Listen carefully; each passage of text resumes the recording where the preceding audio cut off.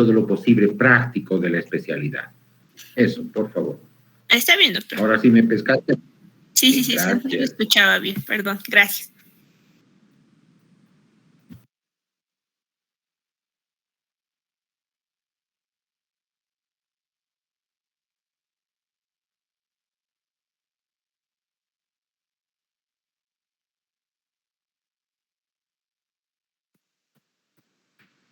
Muy bien, son las 12 en punto, vamos a dar inicio a nuestra clase porque a la 1 se va a activar el EPC, así que ahí terminamos, ¿ok?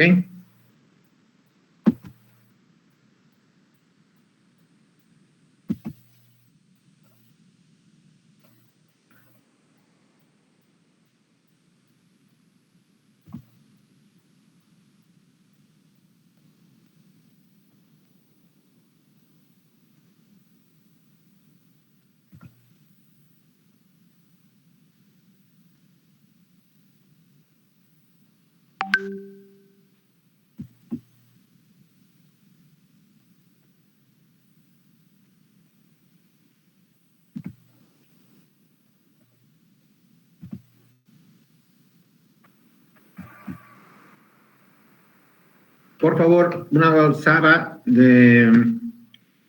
dime si están recibiendo audio y video. Sí, de la clase de hoy. Sí, se puede ver la presentación. Bien, y lo escuchamos. Perfecto, listo, vamos a dar inicio entonces. Nuestra clase de hoy se trata del examen oftalmológico básico que debe tener un médico, que debe hacer un médico general, y algunos exámenes auxiliares que están frecuentemente relacionados a la medicina general. ¿Okay? Iniciamos entonces.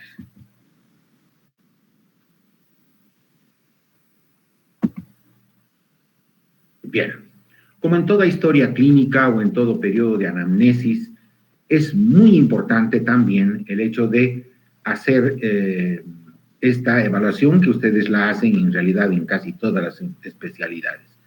Aquí les voy a hacer algunos tips que son muy importantes para darse cuenta que es un problema oftalmológico.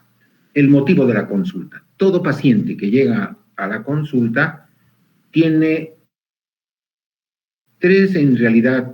tiene tres signos principales que les refiere. El uno es el que tiene dificultad de la visión. No veo de lejos, no veo de cerca, veo borroso, no estoy viendo bien, doctor. Entonces estamos frente a lo que se llaman las anormalidades de la visión, ¿verdad? Ese es uno de los motivos de consulta muy frecuentes y ustedes tienen que tenerlo a mano. Segundo, el paciente que les refiere, me duele el ojo. Todo paciente en oftalmología generalmente entra con esa palabra y les dice, doctor, me está doliendo mi ojo. Y como ustedes saben muy bien, el ojo no duele. Duele solamente por dos patologías que son, a Dios gracias, un poco raras, y segundo, que realmente son para que se le hagan a uno escalofríos, porque las dos enfermedades, como les he dicho en la clase anterior, son o la uveitis o el glaucoma, ¿verdad? Entonces, ahí está la habilidad del médico general para darse cuenta si el ojo está doliendo o tiene una infinidad de signos como son la irritación, el lagrimeo, la presencia de lagañas, la sensación de cuerpo extraño, la sensación de un hilito, ¿qué más? Siento mis ojos secos, o al cerrar me arden, o no puedo abrir en las mañanas, etc. Todos esos signos son típicos de la patología que vamos a ir desarrollando posteriormente. Y la habilidad de ustedes como médicos generales es darse cuenta de eso mediante la anamnesis, ¿verdad? ¿Qué importancia tienen los antecedentes? Los antecedentes personales, por ejemplo, es bueno cuando uno empieza a indagar. Una buena anamnesis, como saben ustedes, es importantísimo en lo que se refiere la historia clínica. Para poderles, por ejemplo, el tabaco, el alcohol, es decir, poder investigar si ese paciente es alérgico a enfermedades, es alérgico a productos químicos, es muy importante eso, toma cuántas veces de alcohol, cuántos cigarros fuma por día, porque eso nos va a ayudar mucho a encasillar en algún tipo de patología. Otro de los antecedentes es dónde trabaja. El médico o el médico general que ve a un paciente de oftalmología tiene que ser un poco incisivo en el hábitat de su paciente. Es importante saber si es una secretaria, por ejemplo, y que trabaja. Les doy siempre el ejemplo que a mí me atormenta, es las cajeras de los bancos. Estas muchachas entran a su curul o a su cubículo, prende un monitor que no tiene más allá de 10 pulgadas y están 8 horas mirando eso, ¿verdad? Entonces, ¿cuán importante para nosotros es saber esto entre sus antecedentes personales? ¿En qué trabaja? No es lo mismo la patología de una ama de casa que la de una secretaria, de una doctora, ¿no es cierto? No es lo mismo y nos lleva a hacer un diagnóstico importante al referirnos a ese antecedente personal que es el hábitat. ¿Qué hace? Si es una señora, una mamá de casa o es una trabajadora, etcétera, etcétera. Antecedentes oftalmológicos. Esto ya es más ligado cuando uno se presenta en esto. Usas lentes, doctor, acabo de romper mis lentes, mi bebé me ha sacado los lentes de la cara y lo ha hecho caer. Es decir, esos son los síntomas generalmente. Aquí tenemos una deficiencia tremenda, doctores, porque si vienen en esta clase, ojalá pudiera verlos en vivo como los veía antes, un 20% usa lentes, ¿verdad?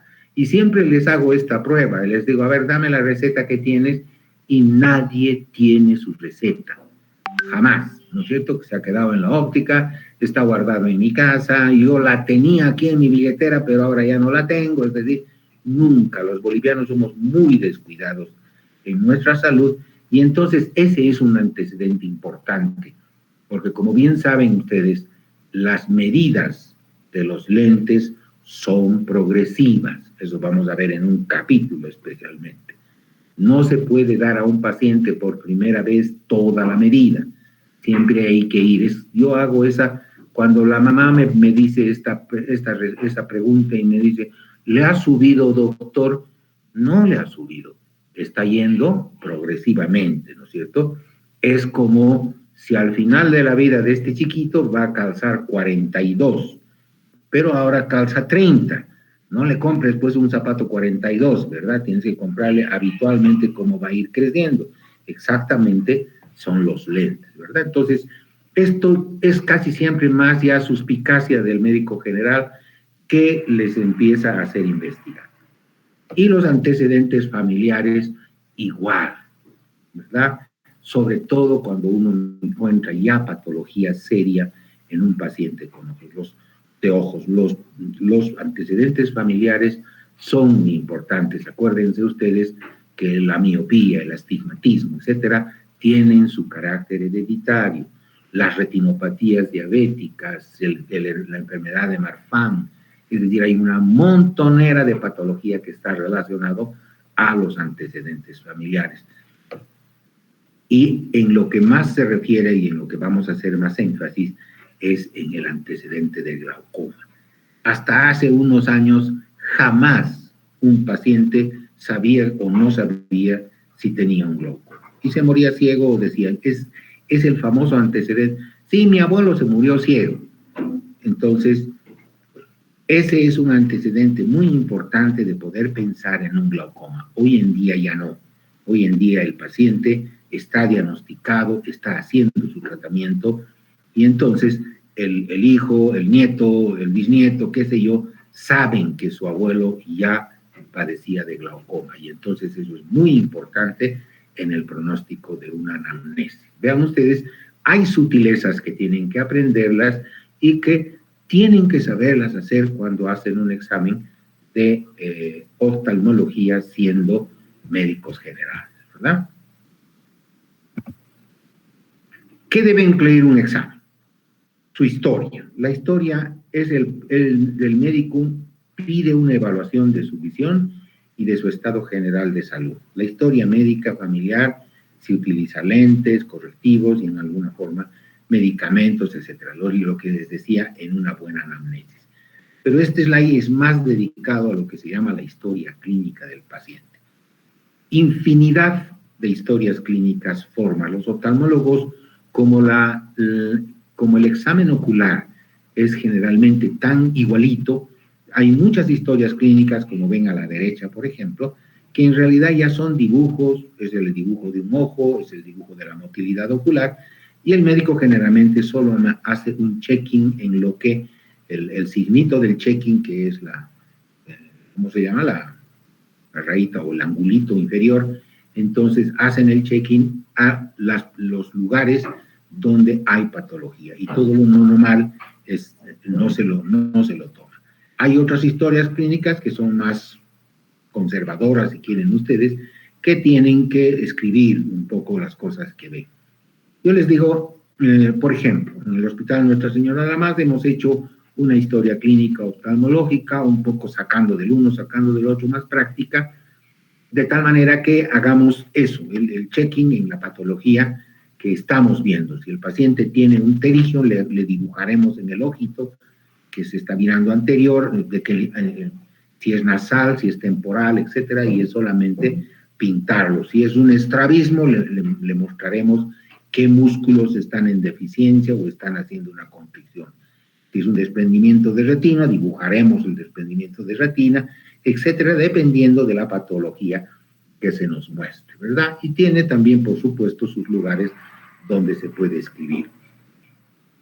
Lo que sí quiero recomendarles, doctores, no solo en oftalmología, la historia clínica es el único documento legal que puede salvarlos.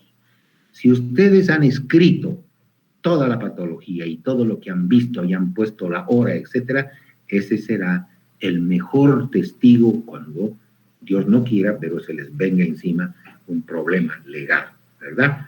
Entonces, y los médicos nos hemos acostumbrado, en primer lugar, a escribir un desastre, y segundo, a no escribir.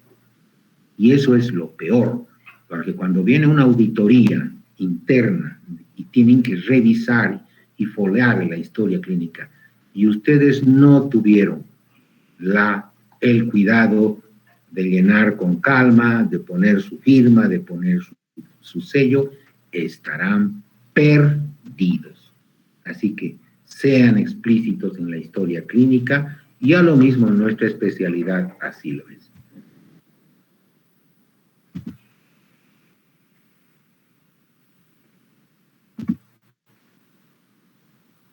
¿Cómo empezamos un examen básico de oftalmología?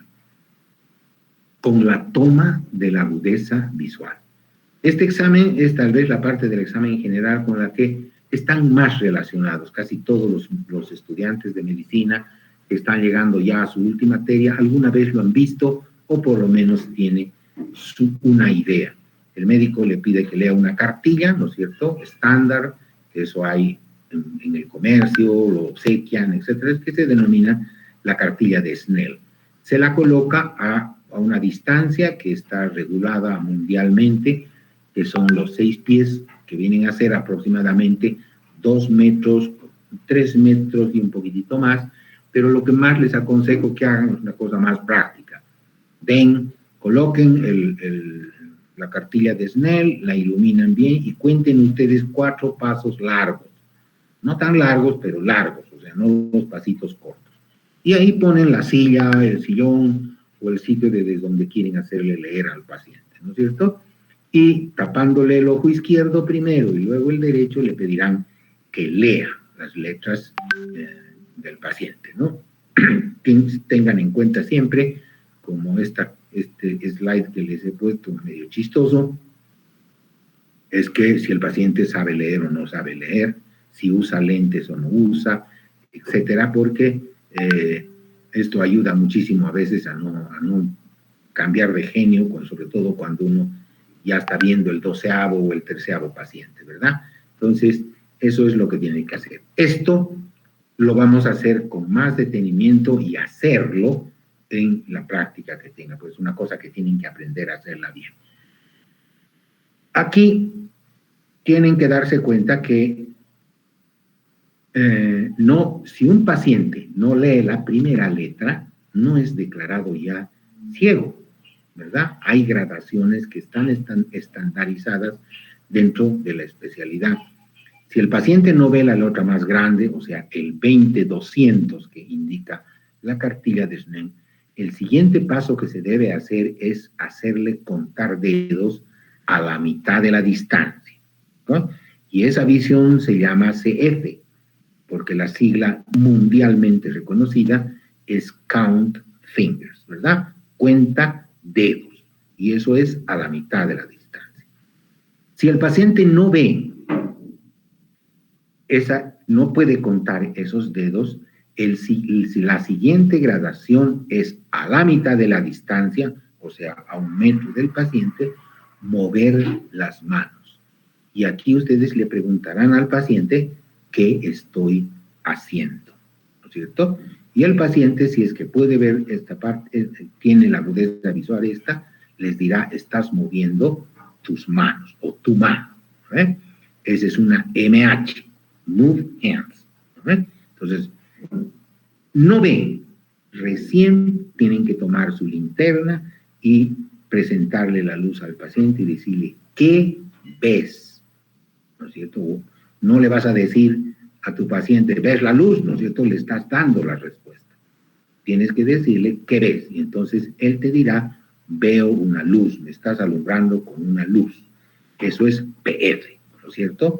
Light Perception. ¿Ok? Y recién cuando no puede ver esa luz, recién lo declararán amaurótico. Amaurosis es el término médico profesional con la que se dice que un ojo no ve.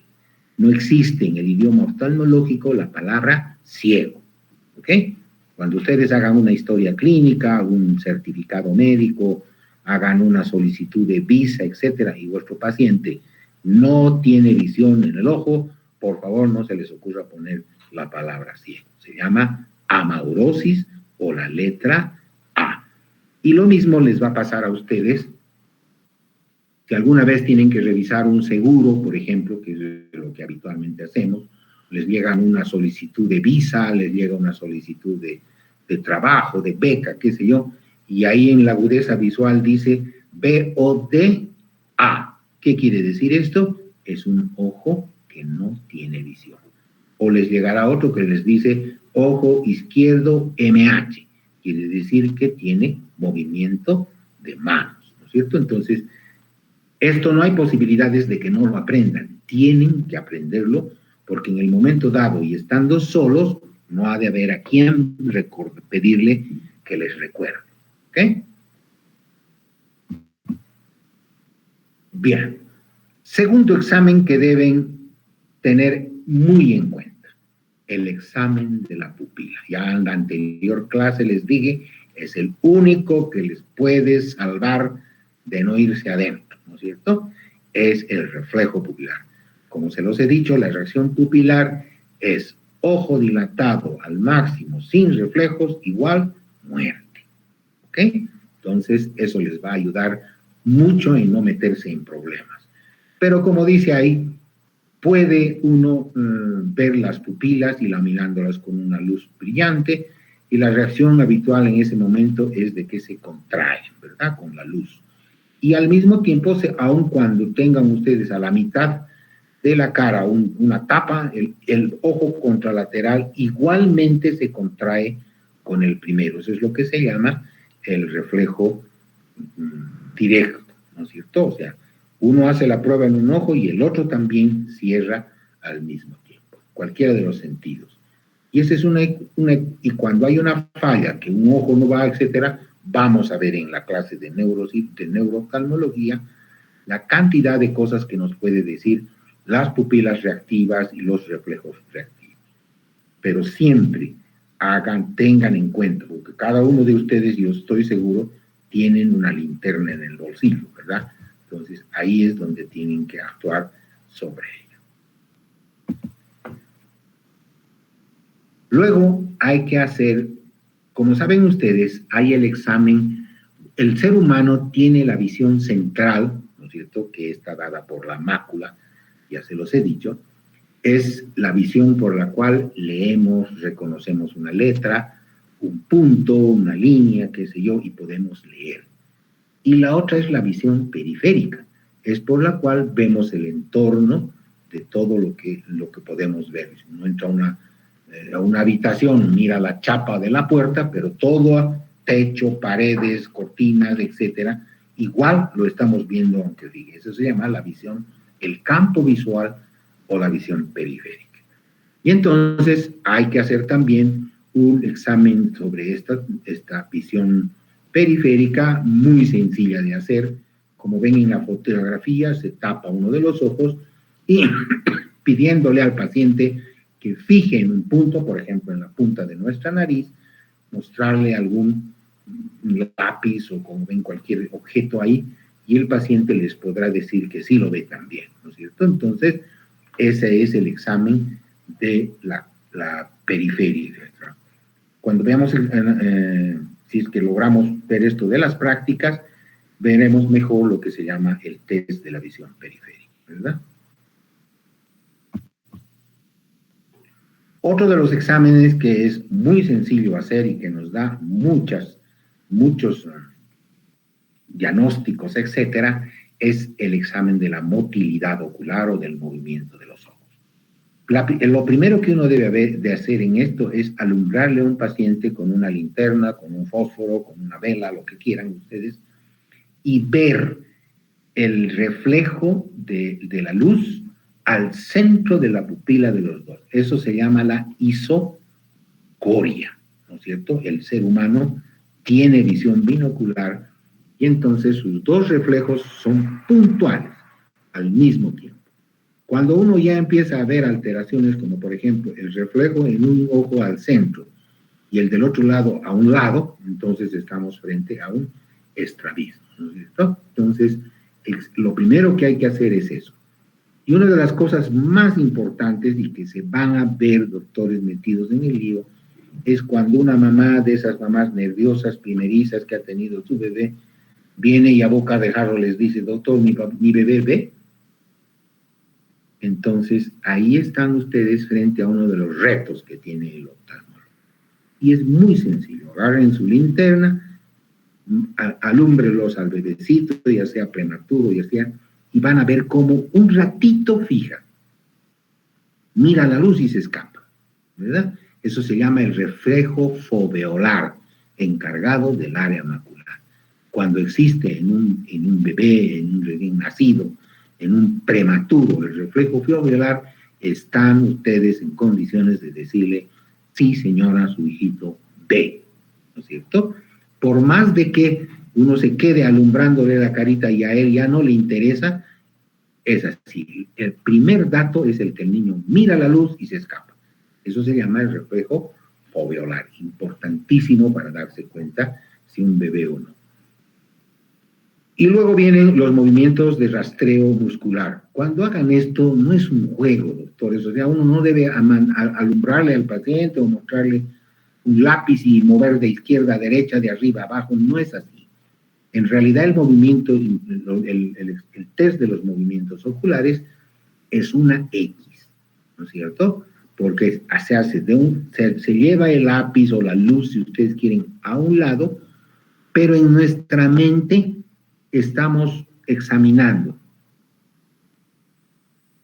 el relajamiento de un músculo y la contracción del contralateral. Si, por ejemplo, ven ustedes y le dicen, siga la luz, y el paciente, ustedes hacen el movimiento a la derecha, ¿qué están buscando? La contracción, ¿no es cierto?, del recto lateral izquierdo y del recto medio derecho, ¿no es cierto? Y si hacen lo contrario, es lo contrario. Eso se llama los movimientos conjugados, ¿verdad? Cuando uno hace la X hacia arriba y a la derecha, estamos examinando los elevadores, pero también los oblicuos, ¿verdad? Entonces, ninguno de estos movimientos no tiene su porqué. Así que no es un juego, mira este lado, mira este otro lado, etc. No es así. Ustedes cuando hagan ese movimiento, saben perfectamente cuál de los músculos les puede estar empezando a fallar. En el examen neurooftalmológico eso es vital. ¿Okay? Así que no es un juguete el hacer que el paciente les corretee lo que le están mostrando. Uno tiene que estar consciente de que qué músculo está buscando alterar.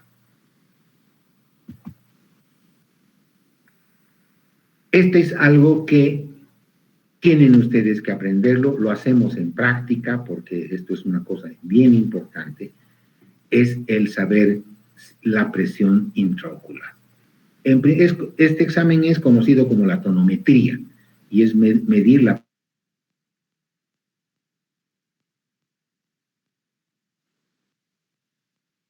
puede incluir una rápida o leve descarga de aire en el ojo o en una aplicación de punta, etcétera, etcétera. Su oftalmólogo sabe utilizar esas cosas, etcétera. ¿Qué debe hacer un médico general frente a esto? Porque ustedes no van a tener un tonómetro de Schott, o no van a tener un tonómetro de Goldman, o no van a tener un tonómetro sin contacto, o un Perkins, etcétera, que ya son tonómetros de la especialidad, ¿verdad? Lo que ustedes tienen que saber es si ese ojo está o no con una presión alta. Y como ven ahí en la fotografía, esa es la manera de tomar la presión intraocular apreciativa que puedo hacerle perfectamente. Aquí grábense este término. El ojo es blando, pero no muy blando, y es durito, pero no muy duro. Para que vean la dificultad que es. Tiene una especie de ser un poco blando, pero no tanto. Y jamás es duro al tocarlo. ¿No es cierto? Entonces, si ustedes han hecho en su anamnesis y están sospechando de que pueda tener una presión ocular, hagan esto. La técnica es apoyar siempre las palmas de las manos sobre la cara del paciente y hacer el balance con los dos índices, ¿no es cierto? Para que tengamos una apreciación un poco más sensitiva del esto. Esto, lamentablemente, hay que hacerlo en práctica y que lo hagan ustedes, ¿verdad? Pero esa es la manera de un médico general de hacer una tonometría más o menos. Si ustedes encuentran un ojo muy blando, que se está hundiendo a la presión de sus ojos, están en presencia de un desprendimiento de retina, ¿verdad? Y si lo encuentran duro como una piedra, están en presencia de un glaucoma.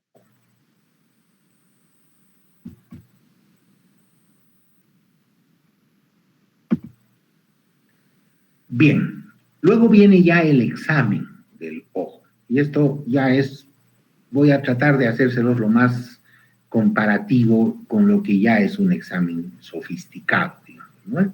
Entonces, el examen de los oftalmólogos, así como llevan ustedes colgado en el cuello un estetoscopio que es su arma, en todo caso que les puede llevar a cualquier diagnóstico, para los oftalmólogos es este aparatito que ven ustedes que se llama la lámpara de hendidura, que viene a ser, como en la foto de abajo, la posibilidad de hacer un haz de luz que nos permita ver todas las estructuras en una sola vez. En la foto inferior vean ustedes cómo estamos examinando la córnea, estamos examinando el iris y estamos examinando al mismo tiempo el cristalino y esa opacificación café que pueden ustedes ver en el corte luminoso. Si uno empuja el microscopio hacia adelante, veremos la retina y las alteraciones que podemos encontrar, ¿no? Entonces, este es el que nos permite hacer un examen en vivo y aquí quiero decirles que la oftalmología es una especialidad que el 95% de su patología la vemos. Es decir, la palabra es perfecta, la vemos en vivo y en directo. ¿No es cierto? Podemos darnos el lujo de observar mediante la luz, basculando el microscopio, etcétera, para darnos cuenta qué patología estamos buscando. Obviamente que un médico general hará lo mismo con una linterna y algunas veces con una lupa y puede examinar la córnea, la conjuntiva, la raíz de las pestañas, es decir, hay que dárselas, ¿no es cierto?, como debe ser en todo médico. Ya un examen de la especialidad es ya el hecho de la prescripción de los lentes correctivos, que antiguamente lo hacíamos con un refractómetro, primero con un espejito, y luego ya un refractómetro, eso ha ido cambiando con los años, etcétera, hasta llegar al automático o al refractómetro, el autorrefractómetro, ¿no es cierto?, que nos ayuda a hacer la medición de los lentes en forma instantánea y perfecta, qué sé yo, ya no tenemos los problemas que podíamos antes o confundirnos o no hacerlo perfectamente bien, etcétera, ¿no es cierto? En esto les quiero recordar que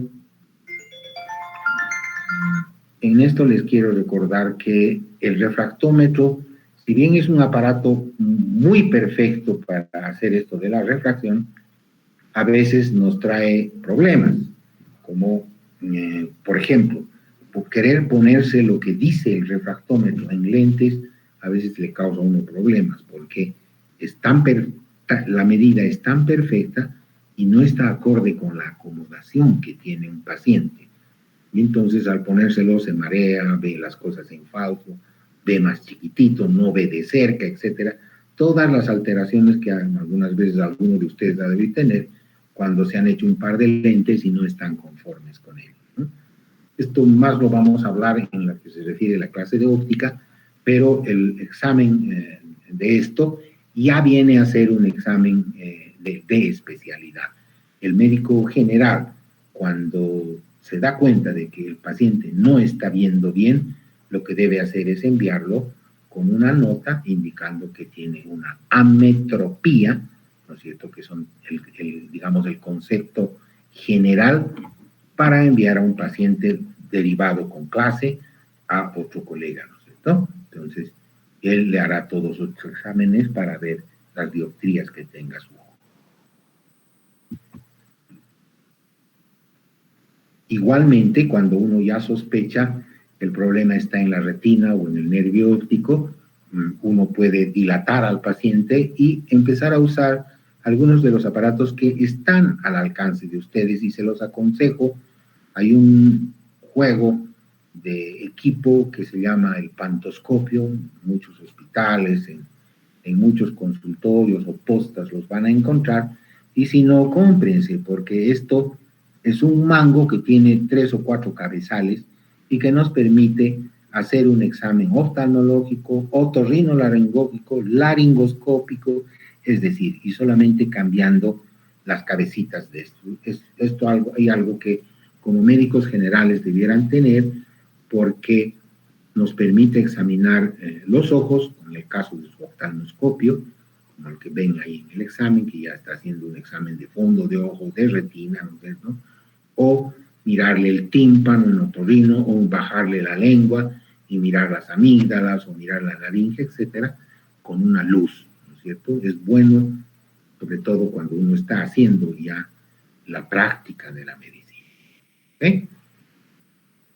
Entonces, como corolario para hacer un examen básico de oftalmología de un doctor normal como es ustedes antes de que hagan su posgrado, pues hay que tener 3 cosas, ¿no es cierto? Primero, la cartilla de Snellen, que eso pueden copiarse, fotocopiarse, comprarse. Ahora están haciendo cada vez más lindos en las gigantografías, se los hacen perfecto, a colores, etcétera, y no llega a costar ni 30 pesos, ¿no es cierto? Hay muchos laboratorios que nos obsequian, siempre tenemos. Segunda cosa, la línea. Doctores, todo médico debe tener en el bolsillo una linterna de estas de doble pila, como ahora ya hay las de luz láser o de luz, ¿qué le llaman esta ahora? La blanca, que es una luz se me fue, pero es una luz un poco más intensa y sobre todo fría. Una linterna de bolsillo, doctores, eso los va a ayudar en hacer reflejos, en hacer motilidad ocular, en mirar la córnea y la conjuntiva, en evertir el párpado, etcétera, suficiente. Y si son medios ciegos, asociados a sus lentes, y aún así no ven, cómprense una lupa, ¿verdad? Eso les puede ayudar perfectamente. Y ahora toco otro tema que no está aquí en nuestra clase, y es el tener unas gotas de anestesia. Doctores, si alguna vez van a estar en el campo, en su baño de provincia, etcétera, y los llega un paciente que ha sufrido una quemadura, o le ha ingresado, o se le ha clavado un cuerpo extraño en el ojo, o se ha quemado con ácido sulfúrico, con ácido de batería, etcétera, etcétera, y está con los ojos cerrados, si ustedes no tienen una gota de anestesia, están al mismo nivel que la señora que limpia el consultorio o que les da de comida, qué sé yo, cualquier cosa menos médico. Porque si ustedes piensan que van a poder abrir un ojo a la fuerza, eso es imposible. Imposible. Porque luego conocen la patología del trismus, que tienen tanto problema a veces los anestesiólogos, ¿verdad? Cuando se produce la contracción de los masseteros, puede uno romperle las asas ascendentes del maxilar inferior y no logra abrir la boca, ¿verdad? El ojo es peor, porque el ojo tiene un músculo encima alrededor que se denomina los orbiculares. Cuando estos por el dolor, viendo un ojo, se van a poder relajar con nada. En cambio, si tienen y han tenido la precaución de llevarse a la provincia, sobre todo, un frasquito de anestesia en gotas, verán ustedes, en primer lugar, que serán los héroes, y en segundo lugar, que podrán hacer el examen de un ojo, instilándole una gotita en cada ojito, y ese paciente les besará las manos que les quitará el dolor inmediatamente, ¿no es cierto? Y ustedes podrán examinar. 3 cosas que debe tener entonces un doctor general para hacer un examen básico ocular bien hecho y bien de mucho conocimiento. Su cartilla de Snell, que le dará toda la patología, que la vamos a ver ahora, la patología de la visión. Una linterna que les dará la patología en general que pueda tener un paciente, y la gota de anestesia que les permitirá ver en emergencia un paciente oftalmológico. ¿Okay? Así que asegúrense de tener estas 3 cosas, sobre todo cuando se van a su provincia, y ahí son ustedes y María, que es la auxiliar de enfermería. No hay nadie más. No hay a quien preguntar y no hay quien les resuelva sus interrogantes. ¿Ok? Ahora les voy a mostrar algunas cosas interesantes de exámenes que pueden a veces tenerlos. Esto más me gustaba hacerlo prácticamente, pero hay exámenes que nos ayudan y son muy sencillos. Por ejemplo, este es uno de ellos, el test de Amsler. Este es una cuadrícula, como ven ustedes en la parte inferior de las fotografías, que tiene un cuadriculado con un punto negro al centro. Esto nos da, es un examen muy lindo porque uno le dice al paciente, ojo por ojo, le dice al paciente, ¿qué ves? O nárrame lo que ves. Y entonces el paciente les dirá, por ejemplo, como en la segunda parte, le dice, veo un cuadrículo con un punto negro al medio, pero los cuadraditos de la mano izquierda y de abajo se han distorsionado. Edema macular. En el tercer cuadrado, que ya está perdiendo más o menos la visión central, les dirá, veo un punto, pero los cuadraditos de aquí arriba, de aquí abajo, de los 4 cuadrantes, ya están dañados, o sea, hay algunos que faltan, otros se han hecho amplios, qué sé yo. Y cuando estamos en presencia de una degeneración macular relacionada a la edad, por ejemplo, como en la cuarta imagen, el paciente les dirá, veo un punto negro o veo una mancha al medio que no me permite ver nada más, ¿no es cierto? Perdón. Este es un examen muy bonito porque es el paciente el que les les narra su defecto y entonces uno puede empezar a sospechar que ya se trata de una maculopatía y hacer una cadena de exámenes. Otra cosa que pueden tener a la mano es esto, la cartilla de Jaeger. Esta es para evaluar la visión central. Como ustedes se acuerdan, el ser humano a los 42, 43 años, etcétera, empezamos a perder la visión de cerca, ¿no es cierto? Y empezamos a llevar un poco más lejos y por último se nos desaparece. Entonces, esta es una cartilla de Snell, o digo de Jaeger, similar a la cartilla de Snell, que nos da los valores en los que estamos perdiendo la visión. Esta tiene una particularidad. Todos los otros exámenes son unilaterales, es decir, tapándose un ojo. Este es el único que no requiere taparse el ojo, ya sea el izquierdo o el derecho. El test de Jaeger se lo debe tomar a 35 centímetros de los ojos y con los dos ojos abiertos. Y el paciente les dirá, veo la primera escala, veo la tercera escala, veo la cuarta escala, no veo nada, ¿no es cierto? Entonces no puedo leer. Y ese es su resultado. Este otro examen es tan sencillo y tan fácil de hacerlo que se llama el agujero estenopeico o pinhole, que les da la posibilidad de estar seguros de que un paciente necesita utilizar lentes. Es como ven ustedes ahí, se ocluye el derecho, se ocluye el izquierdo, primero el derecho, y en el otro oclusor pueden hacer un huequito que tiene el diámetro de un alfiler, es decir, 1,5 milímetros, ¿verdad? Con un papelito, una tarjeta de visita, todo, le hacen ustedes un huequito con un alfiler. Hay oclusores como el que están viendo ahí ustedes que tienen el huequito, pero esto es fácil hacérselo en una tarjeta, en un papel, en el recetario, que sea. Y le cubren el otro.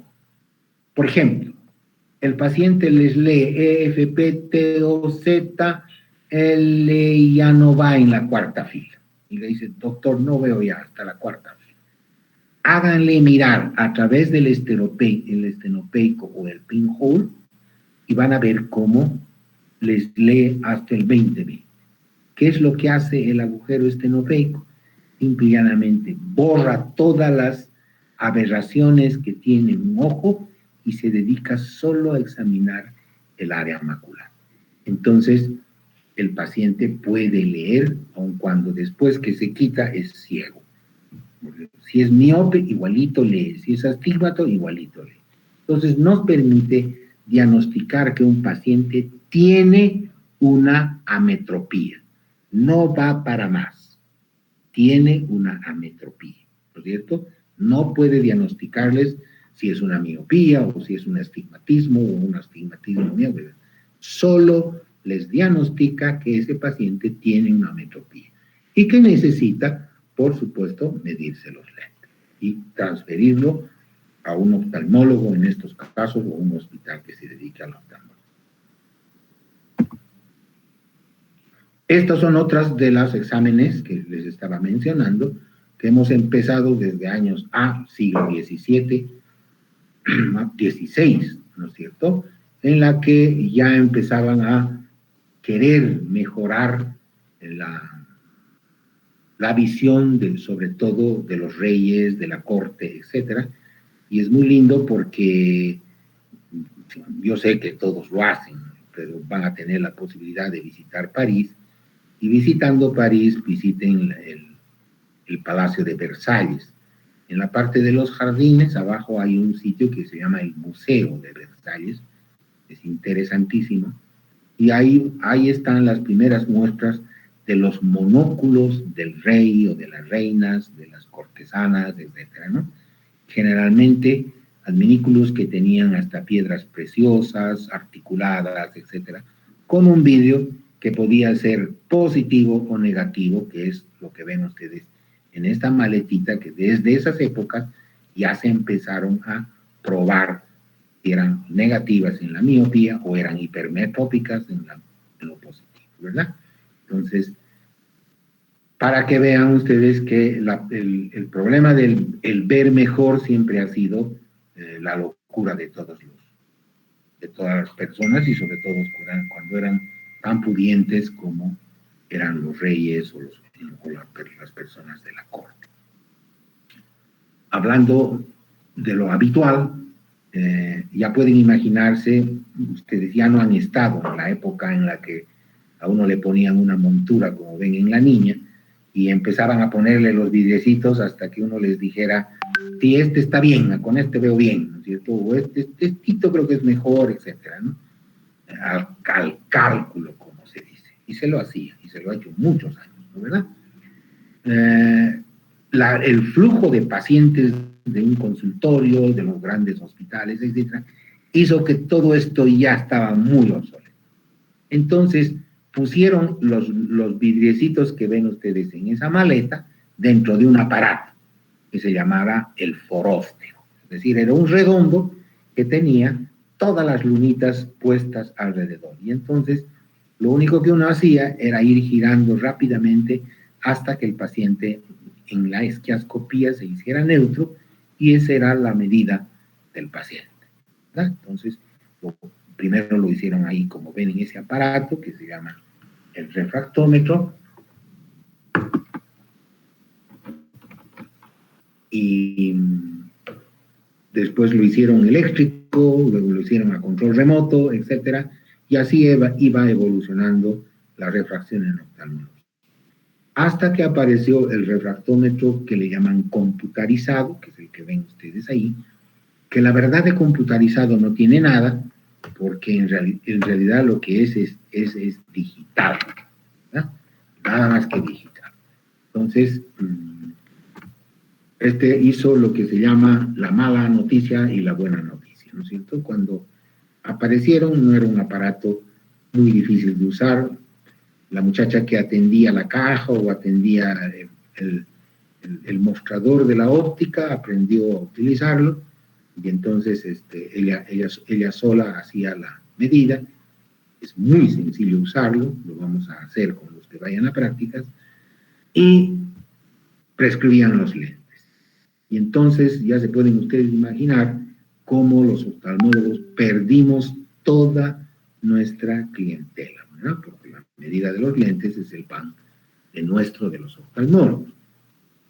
Pero resulta que después vino la buena noticia, porque cada paciente que se hacía sus lentes con el papelito de impresión de un refractómetro, al ponernos se emborrachaba, se caía, o le dolía la cabeza, qué sé yo, estaba o muy fuerte o no estaba perfecto. Eso sí les digo, el refractómetro nos mide los ojos como si fuéramos un ojo de vidrio, de adelante a atrás y todas las aberraciones de la córnea, en forma perfecta. Pero el ojo no es así, ¿verdad? Ustedes saben que el cristalino, por ejemplo, tiene un movimiento constante que se llama la acomodación, que es por la cual enfocamos en diversos lugares de espacio, desde el infinito hasta lo más cerca, dependiendo del movimiento que tiene el cristalino, por un lado. Por otro lado, no es lo mismo medirle lentes a una doctora que estudia todo el día, a una cajera de banco, que les decía yo, les tengo siempre mucho respeto a estas muchachas que trabajan en una pantallita de 10 por 6, creo que es su pantalla, y están todo el día en eso. Imagínense cómo someten a sus ojos a un trabajo tan excesivo, ¿verdad? Entonces, es diferente medirles a una muchacha de estas. Medirle a un colegial, medirle a un universitario, etcétera, todos tienen la diferente manera de hacerle, de poderles dar los lentes. Y entonces, ahí está la experiencia del médico especialista que se ha pegado 3 años más sobre la medicina para ser oftalmólogo, ¿verdad? Y entonces vino la suerte, la segunda con la parte que ha sido la suerte, que nuestros pacientes volvieron precisamente en pos de lo que significa la experiencia, ¿verdad?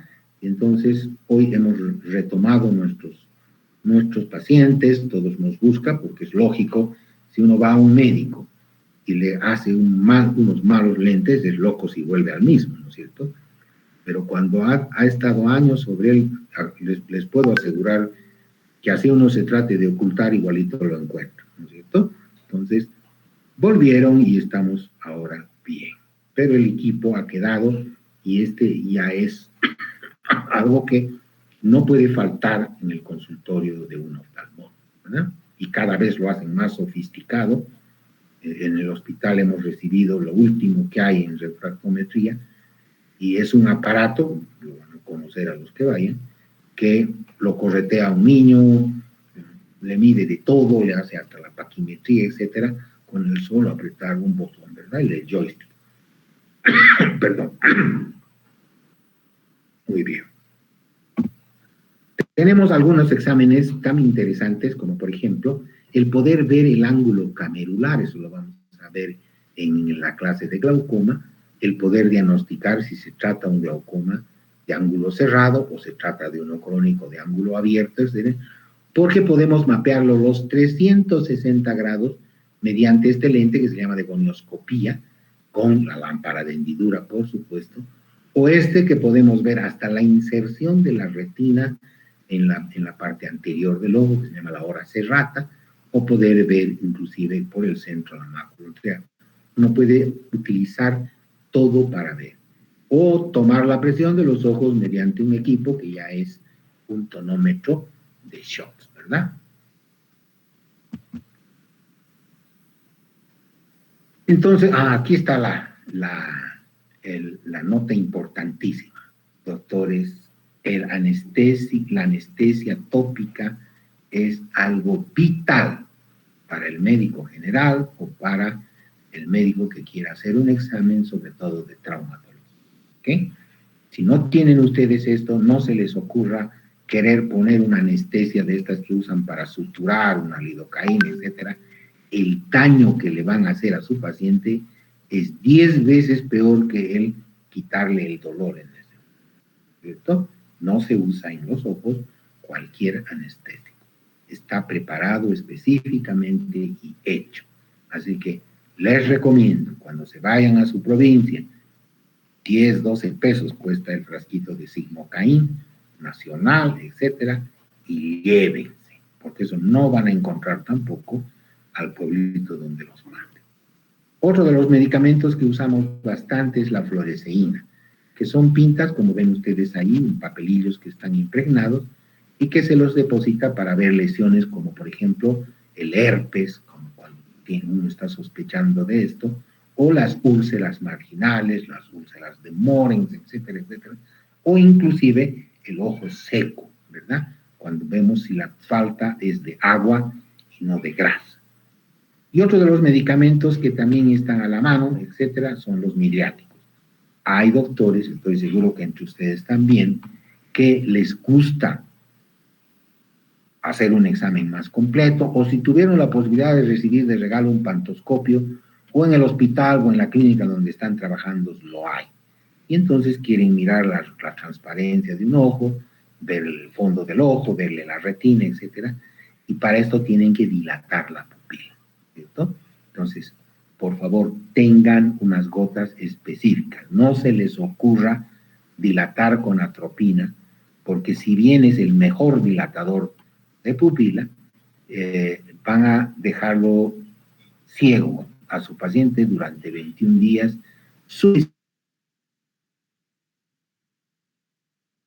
y los meta dentro, ¿no? Porque le va a dar el tiempo. Entonces, hay lo que se llama en el mercado los agentes dilatadores, como el que ven ahí, el Midfrin, hay el Esmilar, hay la Tropicamida, etcétera. Hay varios que pueden dilatar la pupila y tener una duración de 2 horas o máximo 2 horas y media, que se restituye a la normalidad. En cambio, si uno dilata con una atropina en gotas, verán ustedes el problemón que les significa eso, ¿verdad?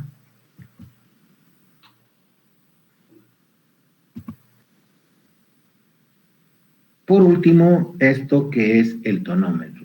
En realidad es solo para mostrarlos, no todos los hospitales tienen, esto es una cosa ya especial, que es para medir, obviamente, la presión de los ojos, ¿verdad? En forma manual, se llama la tonometría de shots, etcétera, que en realidad esto ya es un examen auxiliar de especialidad pero que algunas veces pueden tener ustedes a la mano.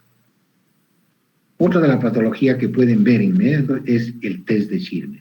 El cuantificar mediante estos papelitos, como ven ustedes, no se utiliza anestesia, se tiene que poner los papelitos y a medida que vamos produciendo las lágrimas, iríamos tiñendo un papel especial. Eso se llama el test de Schirmer, ¿verdad? Que nos cuantifica si un ojo está produciendo la cantidad normal.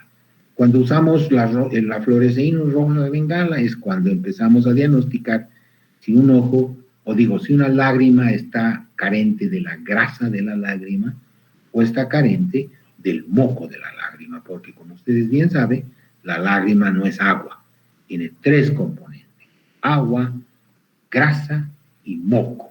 Así que no todos los pacientes que tienen los ojos secos es que les falta lágrimas, ¿verdad? A algunos les falta grasa y a otros les falta moco.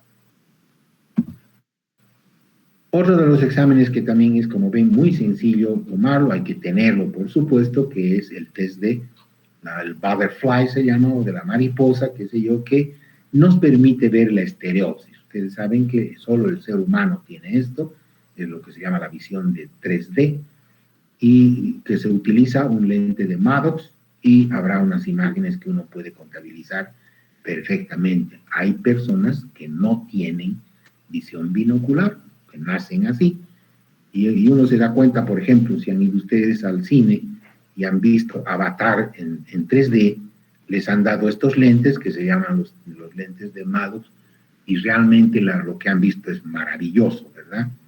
Pero si ustedes no tenían la visión de 3D, son los muchachos estos que a los 10 o 15 minutos se levantan y se van, porque lo que están viendo es una proyección borrosa, ¿no es cierto? No tiene visión de estereopsis. Otra de las patologías que a veces descubrimos y se las puede ignorar es la falla de la visión de los colores. Los pacientes que son o daltónicos o no ven determinado color. Y para esto está un test especial que viene en 12 láminas de unos números que están dosificados, digamos, en puntos de color y que se llama el test de Ishihara. Y ahí nos permite diagnosticar esto de las fallas del... Saba, por favor, avísame en cuanto se habilite el EPS para parar, ¿ok? Está bien, doctor.